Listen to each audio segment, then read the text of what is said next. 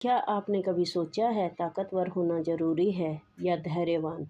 एक गिद्ध आसमान में उड़ता था और एक बगुला शांत झील के किनारे खड़ा रहता था। लेकिन जब मुसीबत आई तो किसने बचाई अपनी जान? आइए सुनते हैं गिद्ध और बगुले की सच्ची सीख वाली कहानी। बहुत समय पहले की बात है, एक सुंदर और शांत झील थी। वहाँ एक बगुला रहता था, सीधा साधा शांत स्वभाव का और बेहद धैर्यवान। वह झील के किनारे घंटों खड़ा रहता था और जब मछली पास आती तब उसे पकड़ता है। उसी झील में एक दिन आ जाता है एक गिद्ध, विशाल पंख, तीखी आंखें और तेज पंजों वाला। एक गिद्ध बेहद घमंडी था। गिद्ध ने बगुले को देखा और हंसते हुए कहा, अरे मूर्ख, तू घंटों ऐसे एक पैर पर खड़ा रहकर क्या कर रहा है? शिकार ऐसे किया जाता है क्या?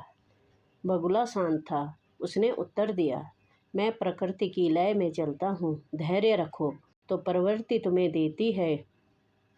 गिद्ध हंस पड़ा, मुझे देख, मैं एक झपटे में शिकार कर लेता हूँ। मुझे किसी के इंतजार की ज़रूरत नहीं।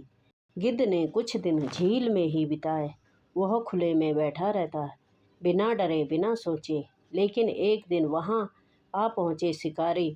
उन्होंने देखा गिद्ध खुले में बैठा है, ना सतर्कता ना सावधानी। उन्होंने जाल बिछाया और गिद्ध फंस गया। गिद्ध ने उड़ने की बहुत कोशिश की, लेकिन तब तक देर हो चुकी थी।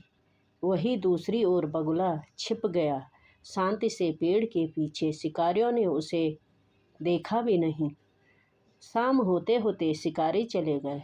बगुला फिर आया, झील के किनारे वहीं खड़ा हुआ, एक पैर पर। लेकिन अब गिद्ध नहीं था।